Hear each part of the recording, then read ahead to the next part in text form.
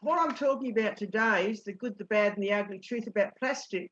And the story from my perspective is that I had always believed that we were a very environmentally sound household. We always, recycled very religiously, and we, had compost and worm farm and so forth. And then my husband brought me a book called Turning the Tide on Plastic, which is by an English journalist.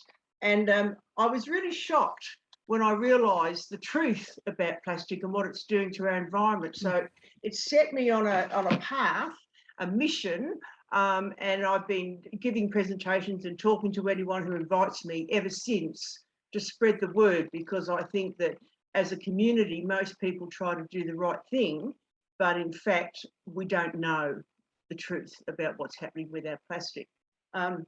So I've broken it down into 10 points for today, which I hope you can see there. Is that working?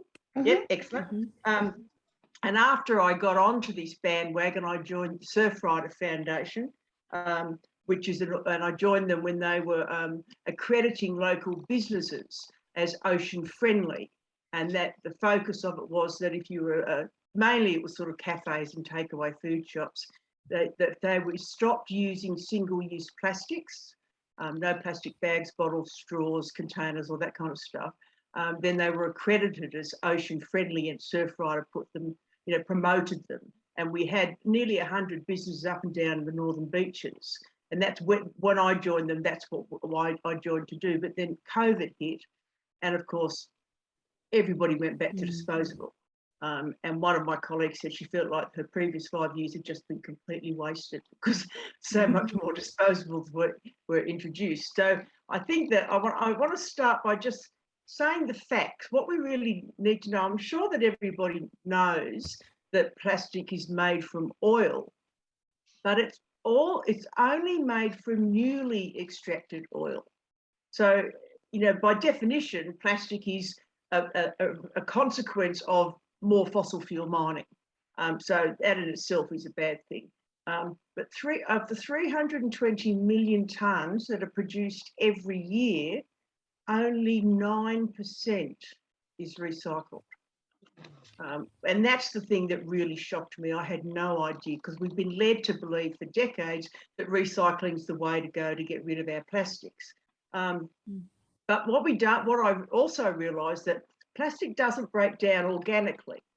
Because it's made from oil, it's made from a chemical process, and that chemical process means that it can only be changed by another chemical process, and it will never become organic in any way. So it degrades, it disintegrates, but it never disappears. And so what that means is, pretty well every single piece of plastic that has ever been produced is still in existence somewhere on the planet.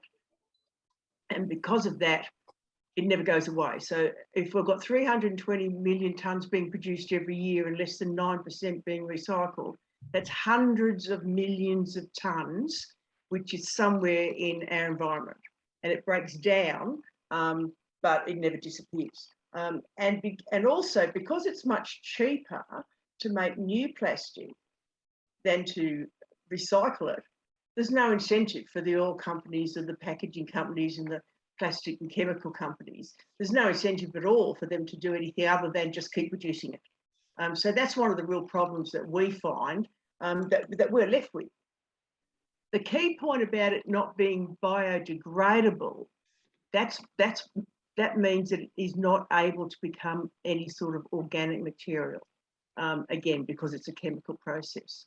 Now, if you think about what recyclable means, it means materials that can be processed and used again and again. And we would all remember the days of glass milk bottles and soft drink bottles, and you just, you put out the empties and they were cleaned and refilled, and that was the way that we operated. And biodegradable was anything that will break down organically. So with recyclable, we had glass, steel, aluminium, all those things that are, can be reused, and that's what we used to have: glass, paper, steel, aluminium. That's what everything was made of, and it was recyclable. So we didn't have a waste problem. in those days. Remember, we used to have tips where our kids would play, or certainly my brothers and I would play on a tip because they were quite, relatively safe places. Now they're toxic messes, and they're a mess because of plastic. Plastic doesn't break down, and it prevents the organic breaking down of organic material in landfill.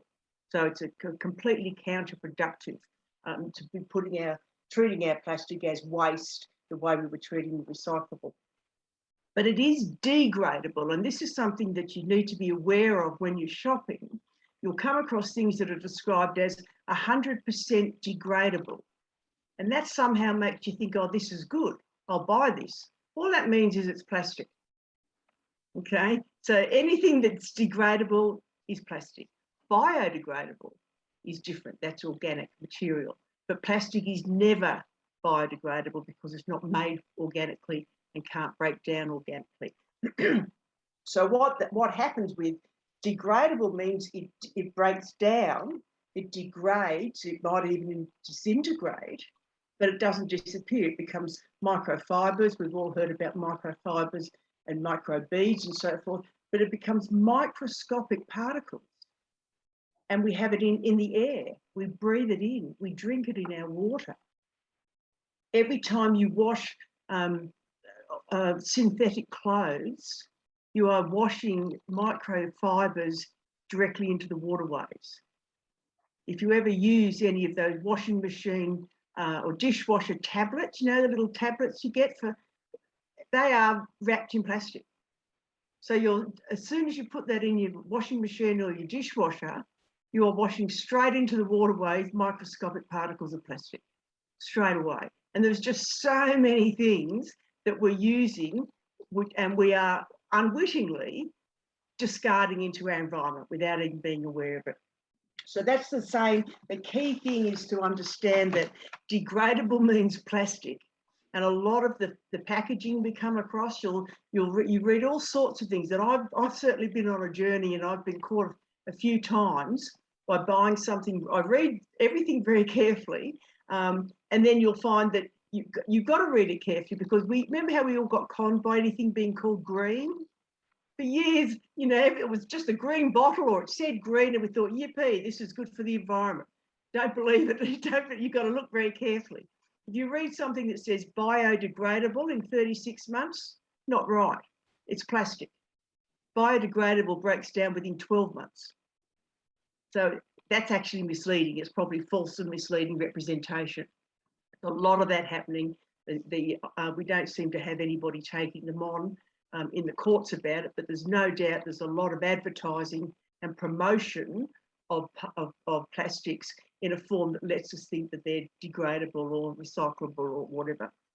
Even there's an ad on telly at the moment for a shampoo, Tresemme, I think it is, and you've got the woman there, and it says made from recycled plastic, and then she's got her beautifully washed hair, and it's recyclable, and she throws it into a yellow bin. Well, she might as well just throw it off North Head, because it's not, even if it is recyclable, there's no plant anywhere in Australia, or to my knowledge in the world, that's capable of recycling that plastic.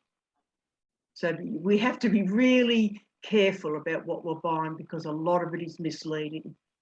And I'll talk a lot more about that in more detail in the next following sessions, but today I really just want to make you understand just how bad plastic is. So it's not disposable. I mean, we talk about single-use plastics and we talk about disposable plastic, but it's not disposable. We're just throwing it into the environment, whatever we do with it, because it doesn't break down. And the single-use plastics, they're the ones really that people think of as disposable. But what's single-use? I mean, we've got out of the habit of taking plastic bags from the supermarket, but there's still produce bags in the fruit and veg sections. They're plastic. I say use a mushroom paper bag if you haven't got your own reusable. I do that, and I also do. I do a little bit of guerrilla warfare in Woolies at the moment, because they're selling they're selling all their cherry tomatoes and not in punnets anymore. So I just get a few mushroom bags and open them and leave them around for people to put the tomatoes in the paper bag. much better for the environment. So, you know, there's lots of things that we've got into very bad habits. And if you have a look at that, these facts, I'll tell you where all the facts come from, but 40,000 pieces of plastic float in every square kilometre of the ocean. It's massive.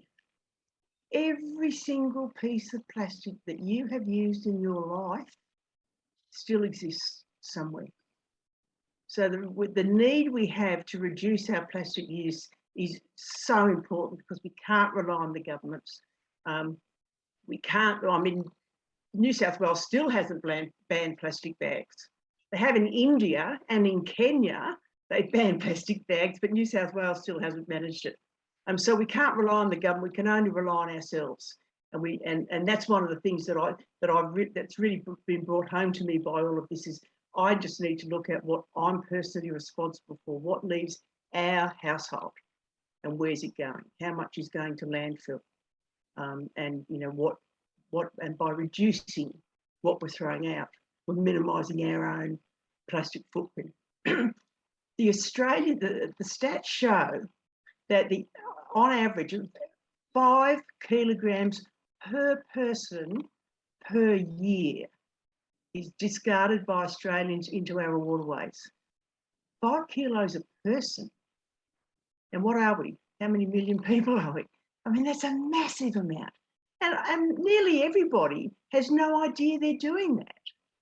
I mean, Australians generally are fairly responsible people. We have generally we have an appreciation of our natural life, a natural world. So it's happening because people don't realise what they're doing. Yes, there's a lot of litter around, and I'm forever picking up, you know, plastic bags and bottles when I find them lying around the streets. But it's not mainly litter. It's mainly blowing off and being washed off landfill, getting into the streams, in the rivers, creeks, and ultimately into the ocean. So when we look at these stats, 70% of what Australians contribute is the big four, these single-use plastics. Have you heard about the Great Pacific Garbage Patch? You heard of that? Do you know what that is?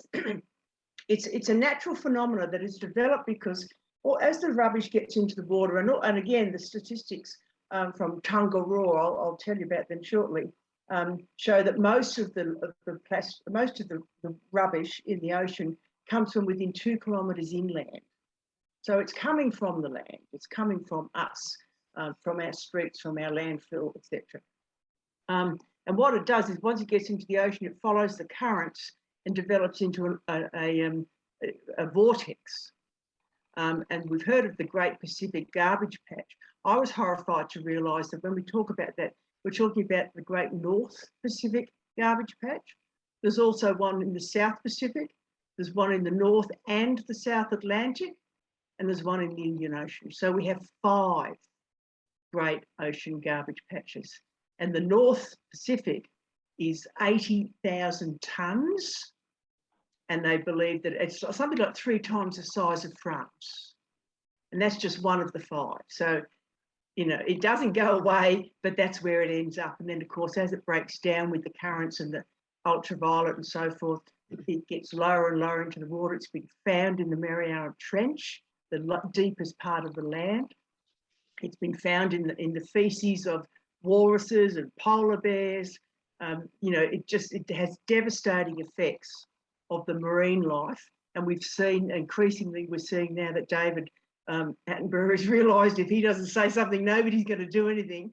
And he's now changing some of the dialogue on some of the footage he's got. And I saw the most heartbreaking scene of a humpback whale giving birth. And as she fed the calf died. And they ultimately identified that the mother's milk was contaminated by microparticles. And, you know, I mean, and the shearwater chicks on Lord Howe Island, there was a show recently when they did an autopsy on a tiny chick. It had 111 tiny pieces of plastic in its minute little belly, all of it fed to by its mother. So it's really devastating what's happening in our waterways. When we talk about what's going on there, we have to realise that we're responsible for it. Each of us personally has to take some responsibility for it, because this is devastating and it's been going on for decades, and it's nothing. There's no sign that it's stopping. There's new plastic production plants being built around the world. In the 70s, when the governments first identified that plastic was a waste problem, the companies all got together and decided that, when I say the companies, I mean the oil, chemical, packaging organisations, had this massive meeting. It was quite shocking. I heard a fellow who was present, he's retired now, and I heard him tell the story. And he said they got together because governments were starting to say, we need to do something about this. And local governments have the most power. So they were starting to curb the use of plastic, or even talking about banning lightweight plastic bags and so forth.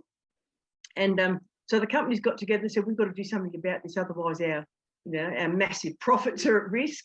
And so they decided to promote the myth that recycling plastic was the answer to plastic waste.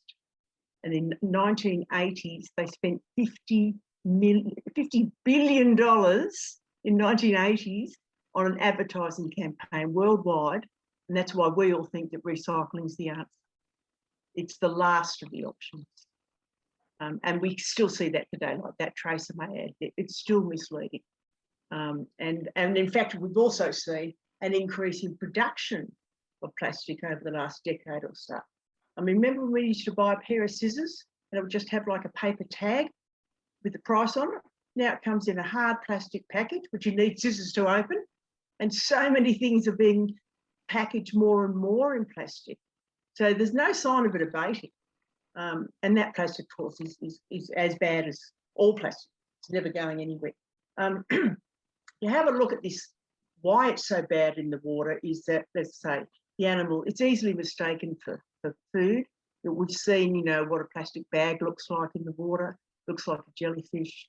Many marine creatures eat jellyfish. They swallow a plastic bag, they think they're full, they die of starvation. Many of them die before they reach reproductive age. So this is happening every day. 100,000 marine animals die every year, and many more are impacted. And nearly all of them, they say they estimate that 3/4 of all the deep sea fish already have plastic in their system. So it's a really, really serious problem, and we have to take responsibility for our contribution to it. So I think that's all I want to say about that. There we go. Yeah, well, there we go. 40,000 pieces of plastic every square kilometre. It's just mind-blowing. Okay, so this is what I would say. This is where the evidence comes from. Don't take my word for any of this. This is all scientifically based. Now, as I say, I joined Surfrider, and they are an organisation. Some of you may have heard of them. They were established probably more than 3 decades ago in California, and it was a group of surfboard riders who were noticing the rubbish, primarily plastic, in the ocean, and so they got together and decided to do something about it. And they formed an organisation, and this is the basis for CARE, conservation, activism, research and education. And they're now all over the world, and the Australian Foundation was established in 1991. And they've done a lot of work over the years in agitating and protesting. They do beach cleans at least monthly. And everything, all the rubbish that's ever collected is collated by this organisation called Tongariro. And Tongariro is Maori for the god of ocean. And the concept is, you look after us, we'll look after you. And that was the origin of the organisation. A not-for-profit. In 2004, they established this marine debris data. So that's where all my statistics have come from. Since 2004, they have been recording all the rubbish which is collected all around Australia. So whether it's a Clean Up Australia event or a beach clean, by Surfrider, or we've got several Northern Beaches groups who do their beach cleans. It's all collated and it all goes to this central database. So these figures are facts, and they're based on the actual pieces of rubbish that are out there. 17 million pieces have been removed from the coastline, and how many more million are still out there? What they've identified is that most of the waste they're removing is plastic. Also, they're finding that a lot of it is what's known as single-use plastic, the disposable stuff.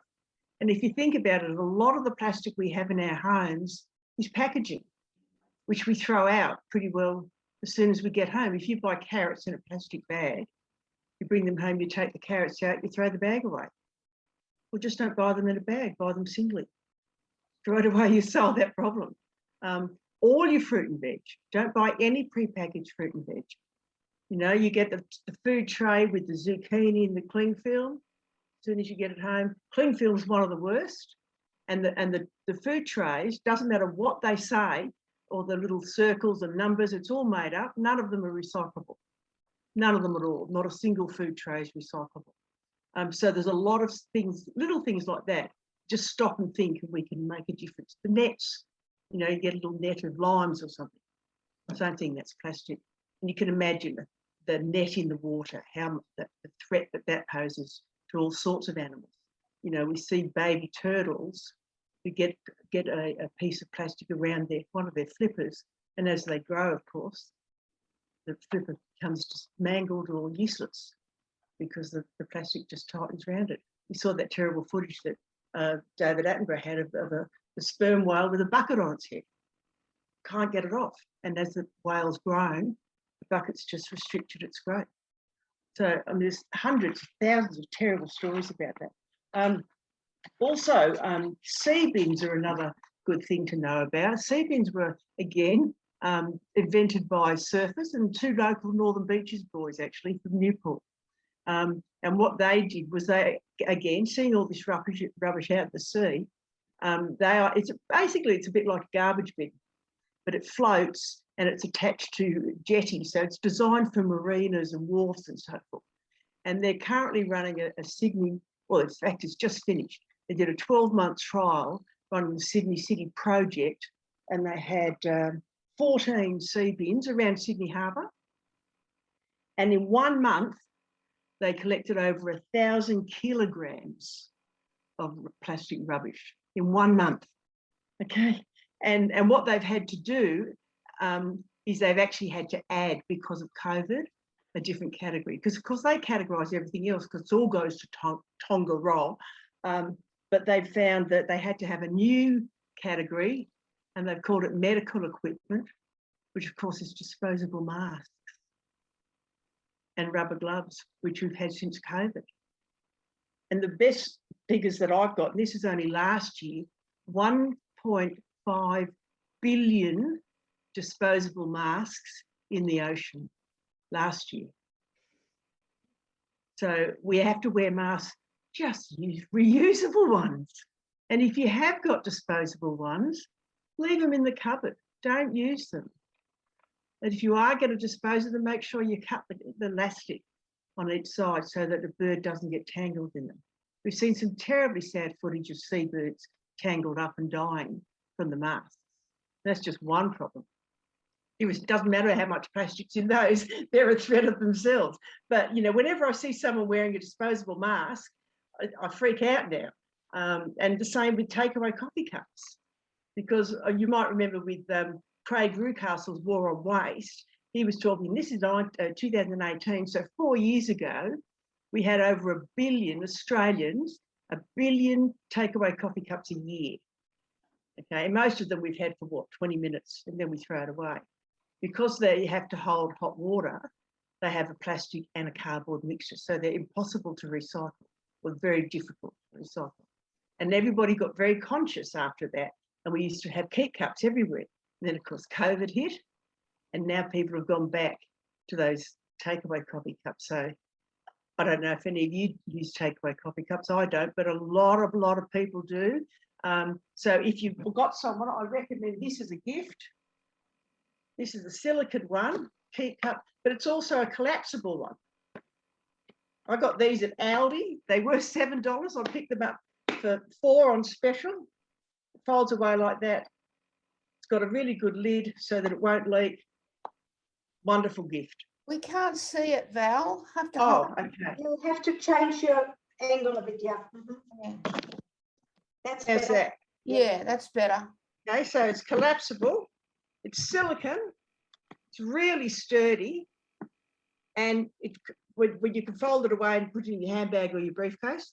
Wonderful gifts for those people you know who do use takeaway coffee cups. Okay, I've got lots of these things, but I'll tell you about most of them later in the week or later in the presentation.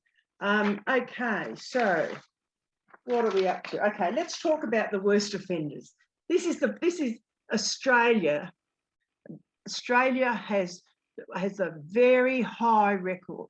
We have 3 times the global average of plastic waste in our waterways. It just shocked me. 3 times the global average. It's just mind-blowing. Takeaway coffee cups, one of the worst. So do whatever you can to let anyone you know who uses them, give them a keep cup for a present or whatever. The last time I was in Aldi when they were on special, I bought 6 because $4 a go. I mean, you can't even get a coffee for $4. Now you've got a cup that'll last forever. But takeaway coffee cups, really, really big problem. Plastic bags, we're still using plastic bags. I've already talked about the produce bags, but even if you know those plastic bags you buy now at Woolies and Coles, people are using those for rubbish bags and then putting them in their red bin. So that's going to landfill and making it an even bigger problem. So if you're going to put your rubbish in a bag, put it in a paper bag. Paper is biodegradable. It will disintegrate and it will go back organically. So you want to you just don't want to use any plastic at all. Now, I thought plastic straws were a thing of the past, but they're still not. Someone was telling me recently that McDonald's have started using paper straws, but apparently they're so hopeless you can't even finish a drink with them, which makes no sense because there are very good paper and cardboard straws out there. Apparently, Hungry Jack's still uses plastic, and there's a restaurant at Manly at the wharf. We went to, it'd be a year ago now, and they had plastic straws. And I didn't think anyone in Manly used plastic straws anymore. That was part of the ocean friendly accreditation that we were doing with Surfrider. Anyway, there was a sign up in the ladies saying, you know, these plastic straws are biodegradable, blah, blah, blah. So I took a photo of it, and it said that they would degrade or biodegrade, right, organically within 48 hours. In the outside environment. Well, I've had that in a pot plant for a year and it's in exactly the same condition. So you just can't believe most of this stuff, okay? And you can get really good straws. I mean, at the moment, Aldi is selling a selection of metal straws. Yeah, plastic straws, paper, cardboard, there's so many alternatives. Water bottles. You know, I love your graphic, by the way, Judy, with this the invite. Why anyone's buying water in Australia is beyond me, but you don't need a disposable plastic bottle, just refill. I got this can you see this one? I got this at Vinnie's. I think it was $1. You can buy them new, they're probably, I don't know, $12 or $18, but I'm going to use it forever. So there's no need for plastic drink bottles. Again, they're a really big problem in the waterways. Now, plastic stirrers are something I haven't seen for a very long time. You know, they're very skinny little plastic sticks. So the World Wildlife Foundation identified these, in addition to the 4, these are the other major threats to marine life. So I don't know why anyone would use a stirrer, but please don't. Balloons, the highest killer of marine birds. Balloons, they get out into the ocean. Northern Beaches Council has banned balloons on all their venues. But, you know, people with kids and grandkids, you know, you have to understand these things. I mean, I spend time at a preschool And the littlies all now know, whenever there's a story about a balloon, I go, oh, but what do we know about balloons? You have to be careful because they make the animals sick. Okay, these are 4-year-olds. So if you say to your kids, well, we don't want to have balloons because they make the animals sick, they'll be fine. You know, you don't have to have balloons, but they're the #1 killer of water birds. And the sticks as well, same thing, plastic. Yeah. Cotton buds never occurred to me, but the little stick is plastic. You can buy bamboo cotton buds. You can buy them quite readily. Most chemists sell them now. You can certainly buy them at all the, the zero waste shops. And anything that's bamboo, you can put in your green bin. Okay, so remember that when you're looking at where your rubbish is going, the separation of rubbish is a really key component in keeping our landfill or minimising the toxicity of our landfill. So if you can keep anything out of your red bin, do so. Anything that can go in your green bin, do that instead. Obviously, cutlery, cups, containers, I suppose all that disposable picnicware or whatever you want to call it, very bad for the environment. Again, disposable, we buy it, usually comes wrapped in plastic, we throw away the plastic wrapping, we then all have a meal, we throw away the plastic plates. Very bad idea. Aldi is selling bamboo, I think it's bamboo or the cornstarch. I think it's bamboo. All of those things in bamboo. So what do you do when you finish with them? Put them in your green bin. So it doesn't go to landfill at all. And you can buy bamboo alternatives for most of these things. So we really need to be aware and tell people we know what things they need to be aware of, because it's really quite damaging to what's going on in the world. And when you think that we are 3 times the global average, that's just shocking. It's just shocking. And we've got such a beautiful coastline. We really do need to be taking some responsibility about that. Now, this has also shocked me. Hidden offenders. Did you know there's plastic in tea bags? You did? Yeah. I didn't. I haven't drunk a tea bag since I read that in the book. I have the nicest tea now. I buy tea leaves, and I haven't enjoyed tea as much as I ever did. It's in the actual bags. I think T2 are the only people who certify that there's no plastic in their bags. Do you know someone else, Leonie? I'm not sure. I'm not sure about Narada. Oh, okay. I think they do as well. Yeah, they're Australian, Narada. Yeah. Okay. Does their box come wrapped in plastic? Yes. They do, don't they? Of course. It's just Of amazing course. how many things do. So I buy fresh tea leaves, and you can buy them at the source or any of the bulk stores. But yeah, so it's actually in the bag, because they used to initially be Muslim bags, but now they put the plastic in it because they last longer. They last thousands of years. They last out there in the landfill and in our waterways. So I haven't had a tea bag cup of tea for years now, and I'm enjoying tea more than ever before. So shampoo, plastic in the shampoo. We know that there was a big thing about plastic beads, the micro beads, and a lot of companies stopped using them in makeup and moisturisers and so forth. But we're still finding that there are many other products which don't specify that they've got plastic in it, but they have actually in the shampoo itself. So the shampoo bottle is a problem on its own, but in the shampoo. So what you can do instead there is buy shampoo bars. Has anyone tried one of those? You can buy a bar of shampoo or a bar of hair conditioner, and you can buy a bar of deodorant, all zero waste. And I use the conditioner, and a friend of mine was saying her hair's never been so soft since she's been using one of the shampoos. Is that another Aldi product or what? No, I haven't seen that one in Aldi, but many pharmacists sell them. And you can certainly buy them at all the zero waste stores. Manly Co-op have got them. The Source, Naked Foods and Scoop, they all sell them. And they usually have a range in it. So cotton buds I've already mentioned. Cigarette butts. millions and millions and millions of cigarette butts have been found in these beach cleans, and there's plastic actually in the butt.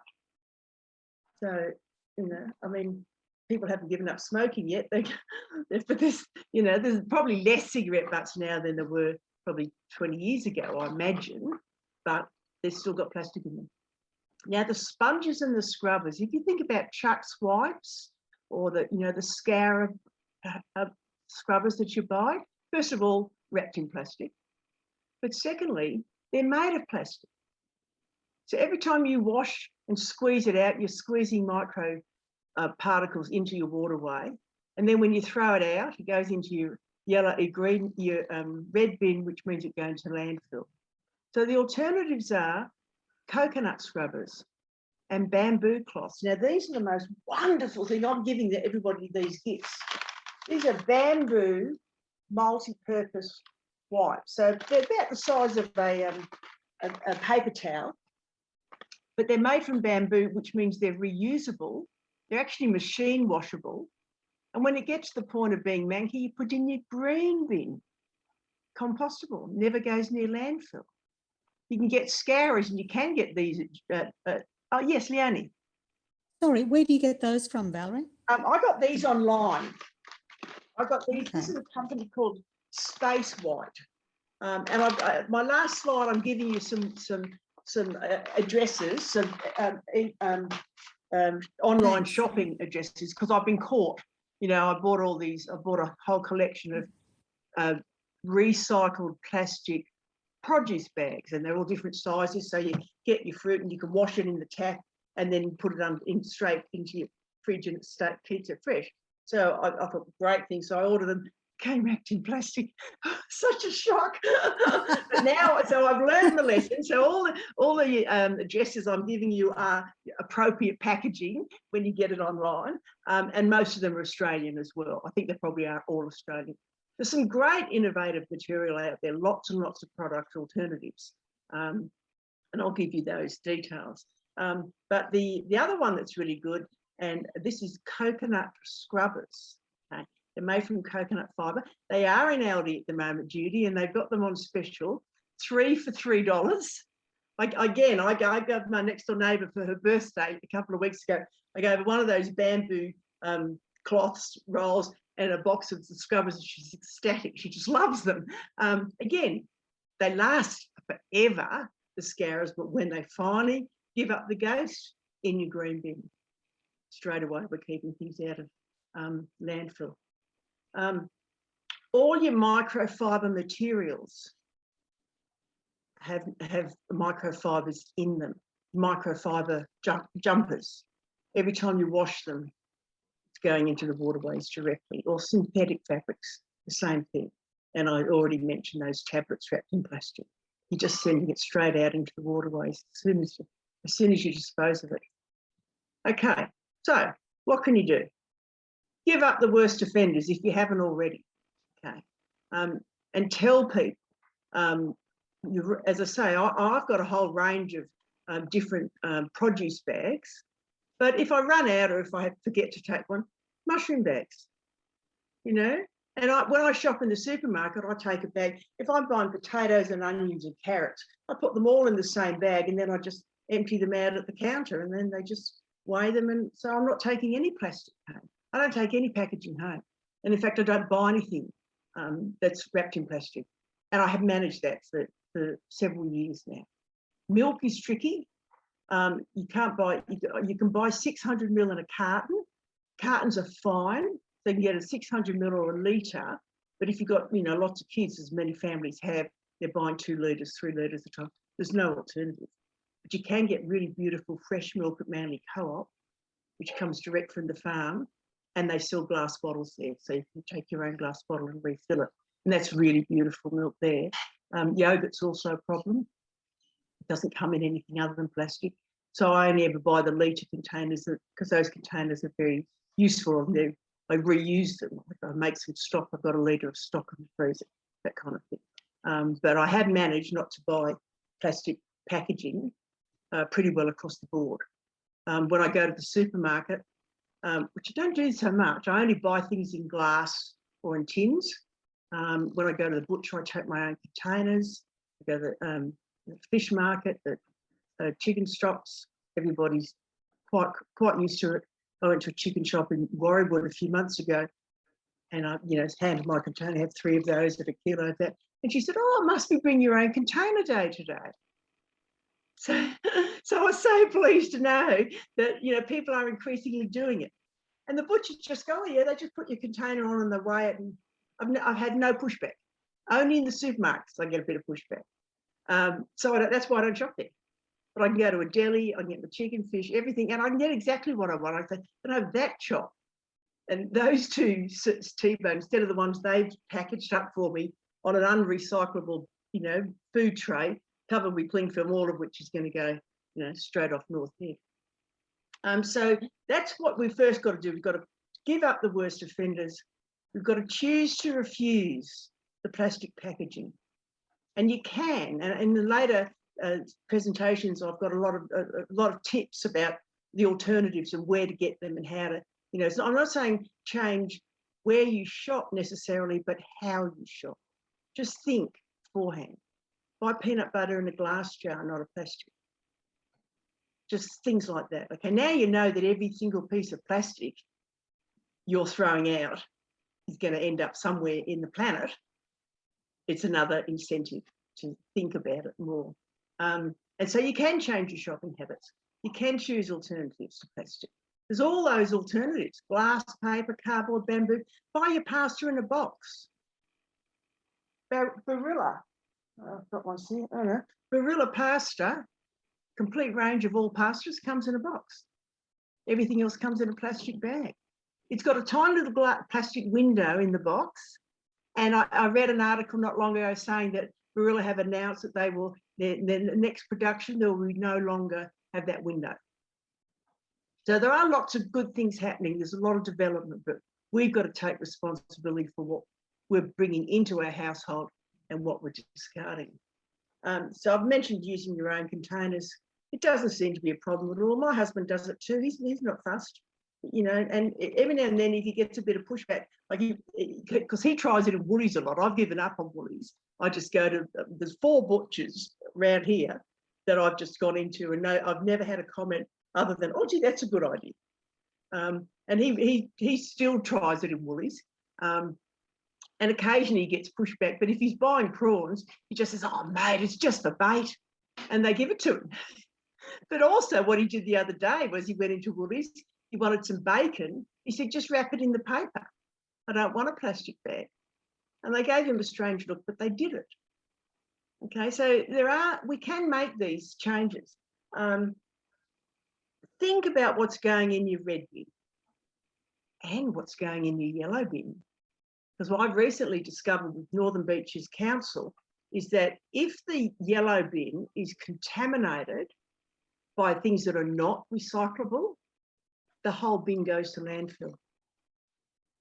So for all those years when I was gleefully, hopefully thinking if I put my empty shampoo plastic bottles in here, they're going to recycle it, I was probably meaning that all the recyclable stuff was going to landfill as well. So you've got to really think about what you're throwing out. Think about what's going in your yellow bin as well as what's going in your red bin. And think about and separate it. It's really important to separate because our landfill are becoming contaminated by a combination of plastic and biodegradable products which are unable to degrade naturally or organically because the plastic's contaminating the whole process. And we're just getting toxic gases and toxic waste. Now, Surfrider's got a really good article called 10 Ways to Rise Above Plastics. And if you like, Judy, I can email that to you if Christina and Leonie would like one. And that's just very simple tips of things to do to minimise your plastic footprint. And talk about it. Tell everybody you know. I mean, anyway, as I was saying to Christina earlier, I do presentations to U3A. And the word has got around, and now I do them to programs. I'll talk to anybody who asks me.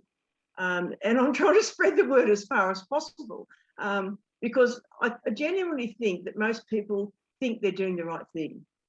And have I told any of you anything today you didn't know?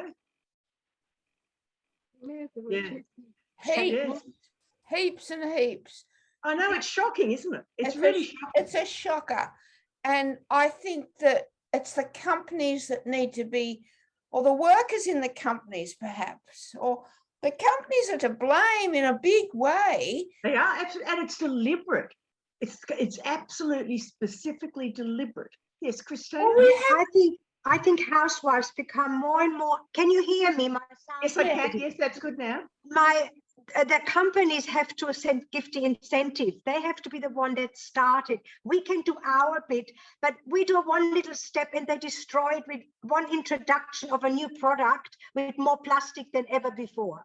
So That's you right. feel your effort is sometimes wasted, like the dishwasher tablets now. I Yes. was annoyed from the beginning when they came on the supermarket shelf. Yeah, I know. But then they phase out the powder, so you have no more choices there. And this is where they control. That's exactly right. And you see increasingly, as you say, more and more plastic packaging. Like if it comes in a box, why does it also need to be wrapped in plastic? And what, of course, has happened now with COVID, the coffee shops are not allowed to accept your own cup. Well, they actually are, Christina, but some of them are saying they're not. I know, Yeah. that's what you don't want to push the issue all the Exactly. time. That's right, exactly. And one of the things that I found in terms of the pushback is I would say to her, when I'd go into a supermarket, I'd go in the early days when I was trying with Coles and Woolies in the deli section, I'd say, oh, can I have, olives in this container? And they'd say, oh, no, we can't, you can have our container. You can't, I said, I don't want your container. I want to, oh, no, we can't do that. I said, oh, it's all right, I'll go to Woolies, they'll do it. And then in Woolies, I said, oh, it's all right, I'll go to Coles. And I did that for a while too. And every now and then I get a staff member who will do it. The staff at Coles that do wine at this Grand, they're called the Grand, the Strand or whatever it's called. Yeah. The Strand, Yeah, a couple of times I've just tried the deli in there. And a couple of times I said, oh, gee, that's a good idea. So they haven't got a stroppy manager there, apparently. But the problem is, Christina, that we know what the companies should be doing. We know what the government should be doing, but they're not doing it. No. And they have no intention of doing it. Yeah, like with the plastic bags, I have to say, you probably detected my accent. I'm from Germany. Yes. And already 20 years ago, we had no plastic bags in the supermarket. Yes. Everybody that came out to visit and they saw the amount of plastic bags that were handed out at the supermarket, they were shocked about it. We were lagging a little bit behind, but luckily we have now done it. But now with these home deliveries, it's gone backwards again. Well, it's interesting because Woolworths do their home delivery in paper bags. No, they don't. No, my friends get home delivered. I've got a few elderly people. I actually asked them to save the plastic bags for me, not to discard them in the rubbish. And I get heaps of them. And I try to use them for other things, but again, they end up in landfill. Exactly, that's right. And you say the same, Judy, because I don't get home delivery, but my neighbour up the back used to get it. And then she'd throw the paper bags out, which I'd save and reuse. Well, maybe they've changed, Val, but I've been getting home deliveries from Woolies here at Narrabeen. Yeah. And they all come in plastic bags. Have you requested paper? That's terrible. No, I haven't said anything, no. It's just try it. Yeah. Try and see what happens. Just automatic, like that's what they do. That's the problem, isn't it? Their habits. The habits we've just got into, and we don't, until we realise how bad the habits are, we keep doing it. But that directive comes from the company's top, not from the little man down. It's not going to happen, Christina, unfortunately. There was a bill introduced into federal parliament by an independent, or I think might have been a Green, 2 years ago, and as Surfrider were asked to comment, and I was asked because I've got a legal background to comment. So I read the bill. I thought it was a bit light on, but the gist of it was called the Stewardship Bill, and the gist of it was requiring the manufacturers and suppliers of plastic to be responsible for the end use. And there was a whole range of other things. They were to be putting funding into local recycling units. There was, a whole range of things, but mainly making the companies responsible, the companies who are producing it. And the final bill, when it was passed, knocked out all of that. And the only thing that went through was more funding for recycling, which we know is only 9%. And of course, it was Mr. Pratt, who's a friend of the government, so he got a lot of money, and the firefighters didn't get any. But attempts, not a very hard attempt on Australia's behalf. With all these attempts, they design a label that you say it's biodegradable. It's all lies and falsehood there all the time. That's right. That's The right. companies give themselves a good name by doing that. That goes for the clean fishing with the tuna and all that. But those signs are not worth the paper they're written on. They just don't, they're not Absolutely producing. That's right. And nobody, even they haven't even been taken on with this false and misleading advertising. Yeah, it is. No doubt. It is No one. false I mean, they could be advertising. prosecuted, but it's not happening. No, it's not. But they protect the big industries because they create the jobs and they have a bigger clout with the government and the decision making. That's and exactly the lobbyists problem. and all that. But I think we housewives or consumers have a big role to play in making the changes. I think so. I completely agree. Yeah, and we do have to make decisions about our own household. Yeah, because we can't affect what's going on with the rest of the world. No. Yeah. It might filter through eventually, but it's a small step. We can't wait. Yeah, we can't wait. Leonie, you were going to say something? Yeah, Val, I just wanted to ask you about this. I use these dishwashing tablets. Yep. Can you see that? It says plastic free on the bottom. Yeah. Okay. Yeah. And it also, they come wrapped in what looks like plastic. Oh, something's going wrong. It looks like plastic, but it's not. It feels really less plastic. It's still plastic. And I notice it says on the box plastic free though. Yeah, it says biodegradable surfactants used are readily biodegradable according to Australian standard AS 4351. So okay, well that's all right then. Is it? Yep. Oh well. Yep. Well then that's a good one. It's well worth knowing. It's Earth is the brand, is it? Yeah, Earth Choice. Earth Choice.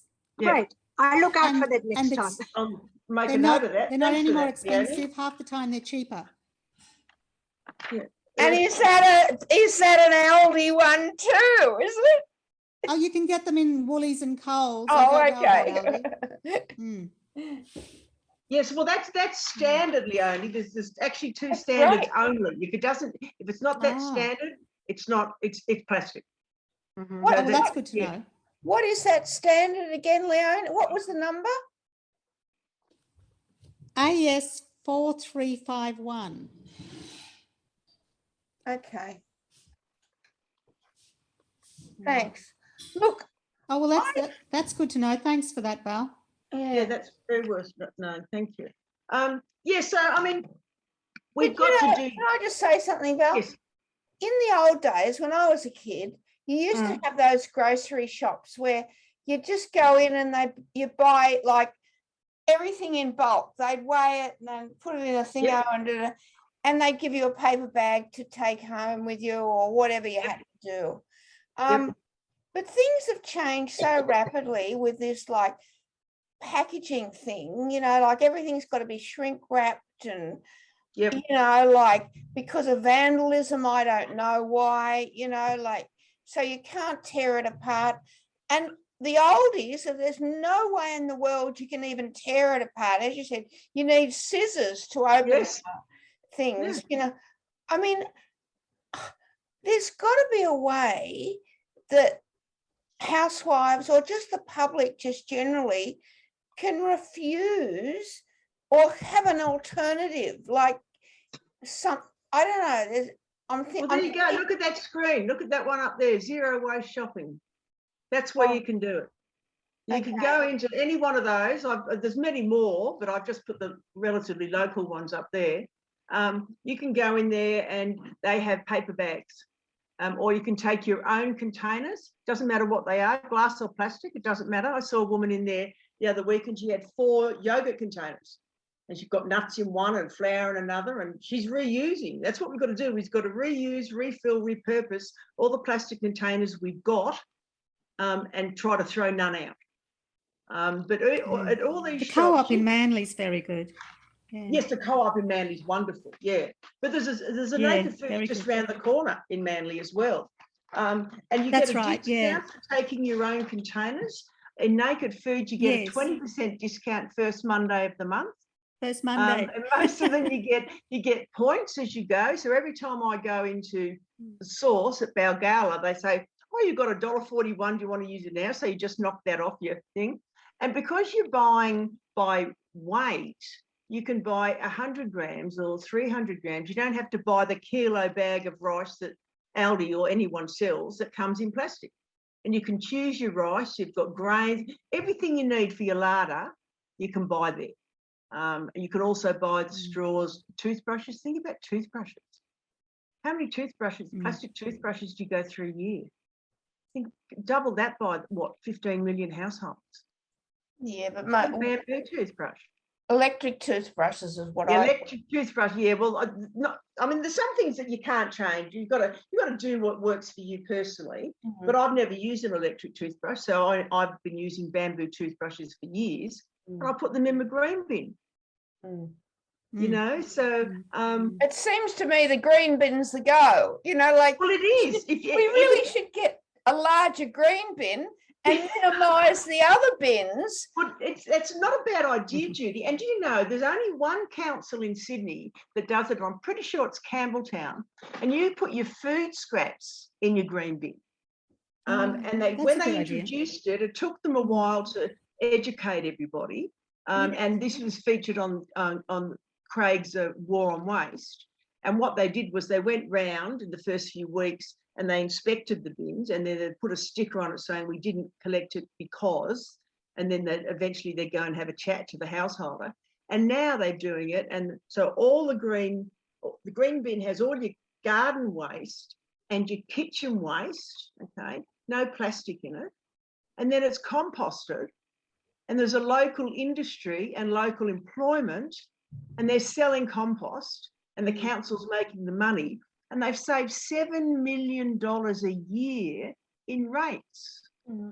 See, all this sort of stuff you're telling us now, and particularly this, would be great to re-educate or educate people now by just having a quick ad on every program, on every TV channel. Or, I mean, we need to educate people. Yeah. If we're I'm doing my best. Oh, I know, you're brilliant. But look, I think it has to start at the schools, because when you watch sometimes the birthday parties mums gave for their children, plastic, everything. Oh, I know. Disposable plates and cups. Put together, balloons, everything just in the bin. Nothing hand washed, nothing reused. Exactly. And all they've got to do is change it to bamboo. Kids can be good teachers to their parents when they get told something. They are. In fact, at the preschool I'm at, I heard a 3-year-old say, "No plastic straws, Mummy." Exactly. So they tell their parents to be different. That's right. Exactly. I mean, but we've got to educate everybody. Because we all, are responsible to some degree of what we buy and what we throw out. And that's what it comes down to. And that's why I recommend these shops, because you can buy anything you want. I mean, rices, grains. Leona, you've seen it. You go to the co-op at Manly. Well, that's a wonderful example. But these shops are all the same, and you can go in and buy like 3 cinnamon sticks or 1 vanilla pod. You don't have to buy it in a plastic container, however much the manufacturer's decided. Where's the co-op in Manly? Where is that? It's behind, it's opposite the school. Opposite the primary school, on the road that goes down to the beach. Oh, okay. Yeah, you know where the Coles is on the corner? Yep. If you walk around the Coles, it's next door to that. And you become a member for $5. You can get your dishwashing liquid, your laundry powder, shampoo, and you can get the bar shampoos as well. So you could just, I'm using the same dishwasher container that I've had for 4 years. And I just take it and fill it up with powder. And like you were saying, Christina, that it makes it harder, that you want to look for dishwashing powder and for laundry powder in a box, because then that's recyclable, 100% recyclable, the box. The plastic container, of course, isn't. But if you've got a plastic container, refill it at one of these shops. You know, another big disaster for the environment was when they introduced, you said before, bars of shampoo and bars of conditioner. We only ever had bars of soap. Then they started to have these pump packs. Yes, that's right. And they did a test on it. You know, it's not even, it lathers up a bit more, it frosts a bit more, but effectively it's not better than any other soap you buy as a bar. Exactly. And the same with the shampoo. Gets thrown out every time it's empty. And the reason it froths up is because it's got phosphates in it. Yeah. So if you buy from here, these shops, they're all organic and natural. They don't foam as much. Yeah. They're often a lot more stronger. Like the disinfectant, for example, I take a, you know, those big plastic litre or a bit more than a litre containers you buy in Aldi, and it's always yellow or green or whatever it is. It's nearly all water. Yeah. Because I took it into Naked Foods and I said, and I had it empty, and I said, oh, can I fill this up, please? And she put like a quarter into the bottle. And I said, oh, no, I want it full. She said, oh, just top it up with water. She said, that's what they do with those supermarket bottles. Yeah. So you're not just getting a plastic throwaway bottle, you're paying for the water as well as the privilege of polluting our oceans. It's all diluted. Yeah, it is. So, I mean, there's so many things that we need to think about. But this way of shopping has made a big difference for me. And some of the items seem more expensive, but overall I can guarantee it's costing us less. No doubt at all. My husband originally said, oh, you know, we should keep track of it all. I'm not that kind of person. But there's more money in the bank than there has been on a regular basis, because I only buy what I want. I buy it when I need it. I buy as much as I know I need it, and I throw out virtually nothing. We went from a red bin, when the council changed our red bins to smaller ones, we just put we have one bag of rubbish a week, and it's a paper bag. So, it's there are ways to do it. There are ways to do it. And these are the websites that I recommend. I can email these to you too, if you like, Judy. Those well, I'll distribute them. Could you do that? That would be lovely. Yes, thanks. Yeah, because these, and I really like Flora and Fauna in particular. That's an Australian company. I think they're all Australian, actually. Yes, they are. Trashy. Yeah, they all are. Or Biobag World, while I think of it, that's the one. And I believe it's the only one when you can buy compostable, genuinely biodegradable bags for your rubbish, for your dog poo, etc., etc. The dog poo bags that the council distribute are degradable. I was so shocked when I found that out, because I don't have a dog, and I just stopped as a matter of interest because I test everything I can, and I just read it and it says degradable, so it's plastic. So that's very disappointing. Just a question. For if you want to put stuff in the freezer, freeze stuff, yes. What shop or what online shop would I go to get a freezer bag or something equivalent? I try Flora and Fauna. All of those have different ideas. Like the Biobag World's a really good one. What depends on how much you're freezing, Judy, because I've got these. You can get these. You can buy these in Woolies. These are silicone. Oh, bags. okay, all right. And they're machine washable. Oh, okay. So I buy bacon. I buy a lot of bacon. I put a serve of bacon in that and freeze it. Okay. And it's multics, and you'll find them in the supermarkets next with all the the cling films and all the other things. Yeah. They also sell produce bags as well. I think you get 3 in a packet. So what about, instead of using Glad Wrap, what do I use?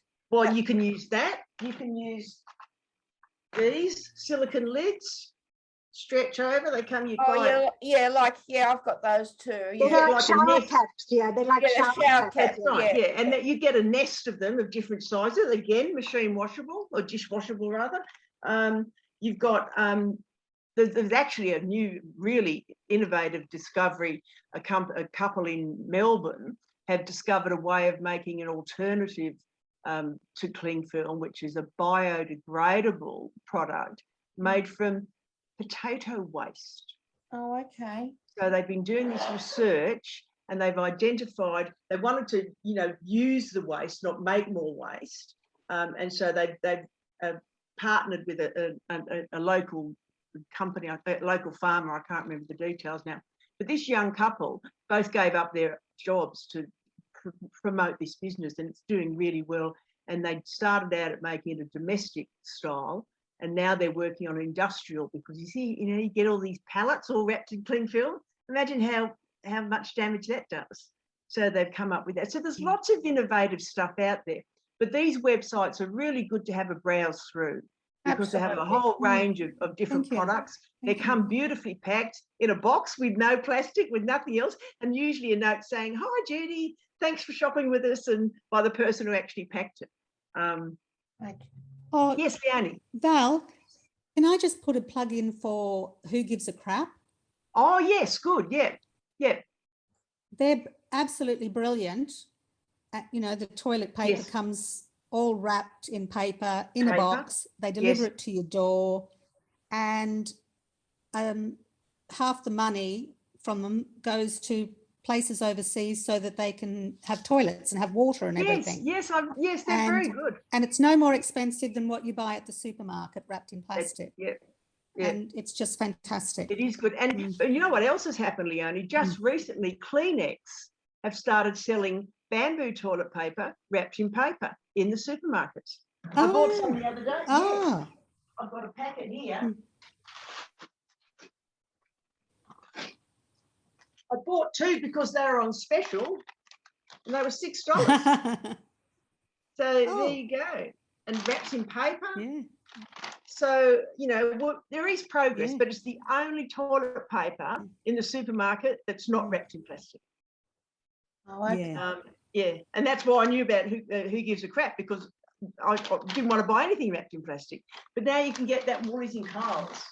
So it's about thinking about what we're going to buy before. You know, I'm just really pissed off that they've only got the 2 of us, or 3 of us here to listen to what you've just been telling us, because it's so important, you know. It is important, yeah. It's brilliant. And I don't know how to get all our groups involved more. My concern is with your other 3 talks, I don't know how many more are going to show up, you know, it's just very important. You know? Anyway, why don't you send a newsletter to Leonie and Christina saying, really good. They should have a sequence before every national news at 6 o'clock or 7 o'clock before ABC or Channel 10, a 5-minute sequence with all this info or part of that information you've given us to retrain people, to educate people. Yeah, well, that's what I'm trying to do. I've actually been interviewed. I'm going to be on Northern Beaches Radio in a couple of weeks. Talking about this, Friday, Friday week after next, I think. Now, this guy that had this ABC series, War on Waste. Yes. Everybody was talking about it. He brought it out in the open. Yes. You know, he gave people some very classical examples of clothing being wasted, and it was and that should be happening continuously. That's right, because it made a really big difference. You know, when he did that first show, they collected plastic straws at Manly Beach. Yeah. And they collected 2,000. Yeah. Right. And 2 years later, when they did a beach clean, they only collected 300. There you go. It does have an impact. It does, yes. And one of my sisters was watching that show, and she works in a primary school kitchen, and she went in the next day and said, "Oh, we mustn't get plastic straws again," and they just stopped buying them. So the education is working, but I completely agree, Christina. I mean, that's why I'm doing what I'm doing, because I was so shocked. I think it's wonderful that you need a few more crusaders. I think you've got 3 now. So yes, good. Listen. Well, okay. The other thing is, we collect all this waste, and then where do we put this waste? That's what waste are you now going to be collecting, Judy? Well, all the stuff that comes out of the ocean. Yes. You could, well, even the straws that you're saying have been minimised, but you still collected them. But Yes. then if they're not degradable, you know, if they don't, if they're just sort of going to be miniature little particles, Yes. and they're going to just be there, like. No, well, what they're not just being there. That's the beauty of it. That where are they going? Like where? Well, the Great Pacific Garbage Patch has now got a very lovely young man called Boyan Slat. He's a Dutchman. He went on holiday to Greece with his friend and they were snorkeling, and he was sitting on a beach and his friend said, I had no idea there were so many jellyfish in Greece. And then, of course, realised it was plastic bags. Plastic bags. Well, where are they? Yeah, okay. Well, what he's done is he's formed Ocean Cleanup, which is a not-for-profit organisation, and that's why we know how big the garbage patch is, because he sought advice from experts all over the world. He said, "How do we clean this up?" And they said, "Well, first of all, we've got to know what we're cleaning up and what." So they measured it. So back in 2015, that's when they came up with 80,000 tonnes and the size of 3 times of France and so forth. And now what they do is they collected, he's designed this. It's very interesting. If you want an ocean, you just want to Google ocean cleanup. It gives you all the details. It explains the vessels that they have built, which is specifically designed to collect and can they collate and separate all the plastic. Then they take it ashore and then they make durable products out of it, like sunglasses and backpacks. Oh, all right. And Well, they're that makes me happy. selling them. And what they're doing is they're selling them with certification that it's actually made from plastic from this particular ocean garbage patch. Okay, so they're validating it. Yeah. So okay, the next move you have to make is, Val, go up into outer space and collect all the space junk that's going around the universe. I'm just sticking to Sydney Harbour at the moment.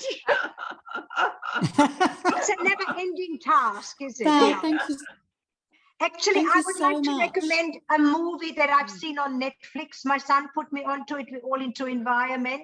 It's called Seaspiracy. I don't know whether you've heard of it. I've heard of that. I haven't seen that. I'll write that down. Because they also state that the biggest threat to the marine life and the sea environment is overfishing. On top of that, you have the environmental impact with the plastics. It is a double whammy for the sea and ocean. So, of course, but it's definitely a film worth watching. You might have to watch it in 2 or 3 segments because it's very depressing and sad, of course. Yes. I think we have to stop now. Leonie wants to go. Time's up. Yes. I'm terribly sorry, but I do have to go because I have another call coming. Yeah, me too. I have something else on this afternoon, but it was. When do we have the next session? It's in about 3 weeks' time, or 2 weeks, is it? It's. I don't know. I'll let you know. When please. We get no. I think it's the 26th. Yeah. All right. Yeah. It's always the first. Valerie and Judy and Leonie, thank you very much. It was a most enjoyable, informative talk. And my pleasure. We'll spread the word, and maybe we'll have a few more next time. I think so. Yes, that would be good. But we ought to convert it. That's the sad part of it. But what is there something you're going to change after today, Christina? What thing are you going to change? Well, I have to think something about what to do with all the plastic bags I collect from my friends. Okay, well, keep them. Just keep them in your house. Well, I have them down in the garage, and I have used them for rubbish collection and things like that. But there's a lot of things I know, like refilling stuff and looking out for paper wrapping. So there's a lot I can take away. Yeah. Good, excellent. Okay, thank you very much. Leonie, you've got to head off too? Yes. Okay. I do. Bye. But it was just wonderful, Val. I really appreciate it. Thank you so much. And I'll be at the next one. Yeah, we'll spread the word. The more the merrier. Okay. All right. Thanks for coming, ladies. Okay. Bye. Bye. Bye.